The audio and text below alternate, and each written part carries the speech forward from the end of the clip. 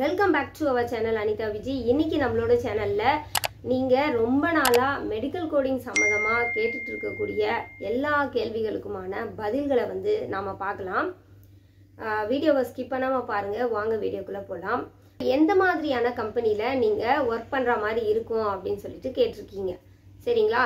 முழுக்க பாத்தீங்கன்னா health care and training கம்பெனில நீங்க ஒர்க் பண்ற மாதிரி இருக்கும். இது பாத்தீங்கன்னா நம்ம யூஎஸ்க்கு வேலை பண்ணி கொடுக்குற மாதிரி இருக்கும். ஒரு ஃப்ரெஷ் கேண்டிடேட்க்கு எப்போ ஓப்பனிங்ஸ் இருக்கும் அப்படிங்கிற மாதிரி கேட்டிருக்கீங்க. ஃப்ரெஷருக்கான டைரக்ட் ஓப்பனிங்ஸ் இந்த மெடிக்கல் கோடிங்ல கொடுக்க மாட்டாங்க. ஃபர்ஸ்ட் பாத்தீங்கன்னா நீங்க ஒரு இன்ஸ்டிடியூட்ல, அதாவது மெடிக்கல் கோடிங் இன்ஸ்டிடியூட்ல பாத்தீங்கன்னா ட்ரைனிங் எடுத்துக்கணும். அதுக்கப்புறம் பாத்தீங்கன்னா நீங்க ஜாப்ல ஜாயின் பண்ற மாதிரி இருக்கும். கிளாஸஸ் ஒரு 3 monthsக்குள்ள முடிச்சுட்டு சர்டிபிகேட்லாம் வாங்கிட்டீங்க அப்படின்னா அவங்க எந்த ஹெல்த் கேர் கம்பெனியில ஓப்பனிங்ஸ் இருக்கு அப்படின்னு சொல்லிட்டு சர்ச் பண்ணி உங்களுக்கான ஓப்பனிங்ஸ் எங்க இருக்குன்னு சொல்லிட்டு அவங்களே காமிச்சு கொடுப்பாங்க. அங்கேயுமே பார்த்தீங்கன்னா ஒரு 3 to 6 months ட்ரைனிங் மாதிரி தான் உங்களுக்கு கொடுப்பாங்க. நீங்க ட்ரைனிங் எடுத்துக்கிற மாதிரி இருக்கும். ஸோ அதுக்கேற்ற மாதிரி தான் சேலரிஸ்லாம் இருக்கும். ஓகே, நெக்ஸ்ட் பார்த்தீங்கன்னா மெடிக்கல் கோடிங் கோர்ஸ் ரொம்ப கஷ்டமா அப்படின்னு சொல்லிட்டு கேட்டிருக்கீங்க. எக்ஸாம்பிளுக்கு சொல்லணும் அப்படின்னா ஃபர்ஸ்ட் நம்ம சின்ன வயசுல இருந்தே சமைச்சு கூட இருக்க மாட்டோம். சரிங்களா?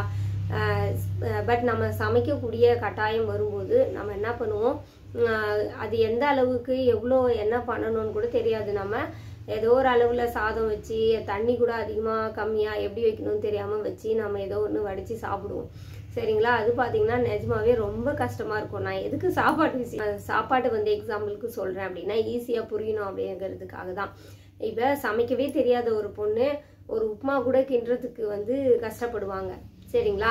இதே பார்த்தீங்கன்னா நல்லா சமைக்கிறவங்களுக்கு அந்த உப்புமா ஒரு பெரிய விஷயமே இல்லை. ஒரு 5 minutesல உப்புமாவை ரெடி பண்ணிடுவாங்க. இதெல்லாம் ஒரு வேலையே இல்லை அப்படின்னு கூட சொல்லுவாங்க.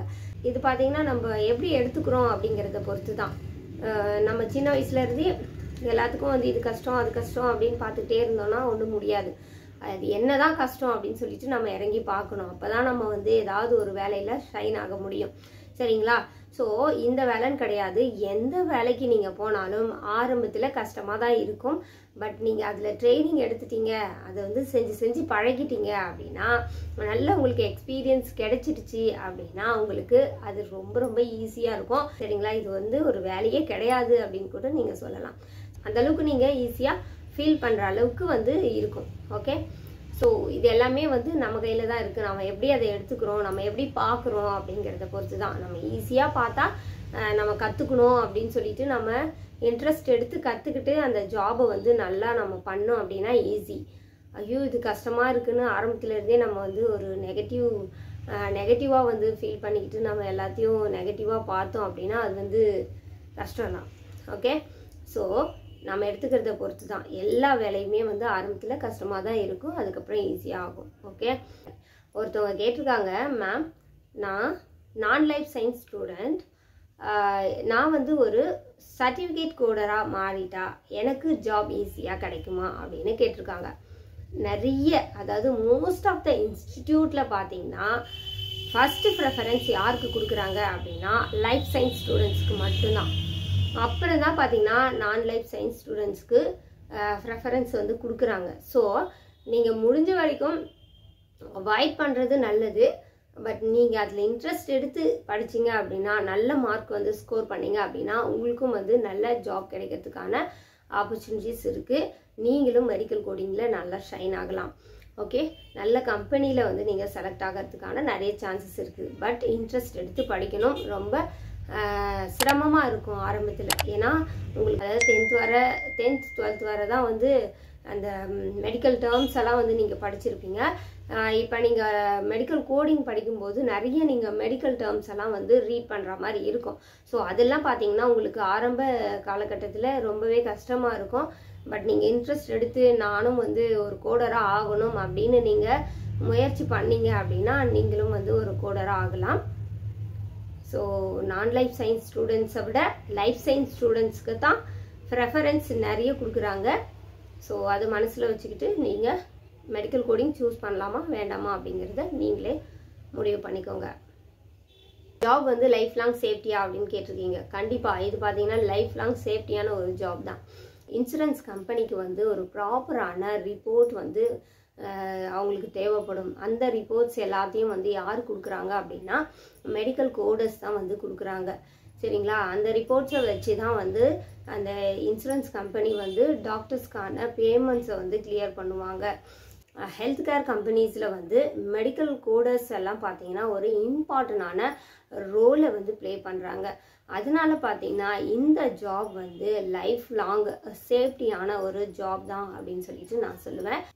இன்டர்வியூ கொஸ்டின்ஸ்லாம் வந்து எப்படி இருக்குது அப்படின்னு சொல்லிட்டு கேட்டிருக்கீங்க. அதாவது உங்களுக்கு நீங்கள் எந்த இன்ஸ்டிடியூட்டில் மெடிக்கல் கோடிங் கிளாஸ் வந்து எடுத்துக்கிறீங்களோ சரிங்களா, ஸோ அங்கே என்ன மெட்டீரியல் ப்ரிப்பேர் பண்ணுறாங்களோ அந்த மெட்டீரியல்ஸ் எல்லாத்தையுமே வந்து ப்ராப்பராக படிச்சுக்கோங்க. ஓகே, அதிலிருந்து தான் மேக்ஸிமம் அவங்க கொஸ்டின்ஸை வந்து எடுக்க பார்ப்பாங்க. ப்ளஸ் அது போக அனாட்டமி, ஃபிசியாலஜி, ICD-10, ஹெபிக்ஸ் இந்த மாதிரி புக்ஸ் எல்லாத்தையும் வந்து நல்ல தரவாக படிக்கணும். அது மட்டும் இல்லாமல் மெடிக்கல் கோடிங் கைட்லைன்ஸ் எல்லாத்தையும் வந்து ரொம்ப ப்ராப்பராக வந்து நீங்கள் படித்து வச்சுக்கணும். அதுலேருந்து தான் வந்து கொஸ்டின்ஸ் எல்லாமே வந்து கேட்பாங்க. இனிமேல் படிக்க போகிறவங்களுக்கு ஆல் தி பெஸ்ட் சொல்லிக்கிறேன். நல்லா படிங்க.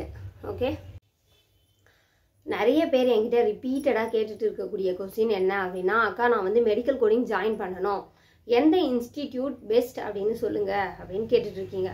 நான் இது பெஸ்ட்டாக அது பெஸ்ட்டாக அப்படின்லாம் சொல்ல முடியாது. எல்லா இன்ஸ்டிடியூட்ஸுமே வந்து அவங்களோட சைட்லேருந்து அவங்க பெஸ்ட்டை வந்து கொடுத்துட்டு தான் இருக்காங்க.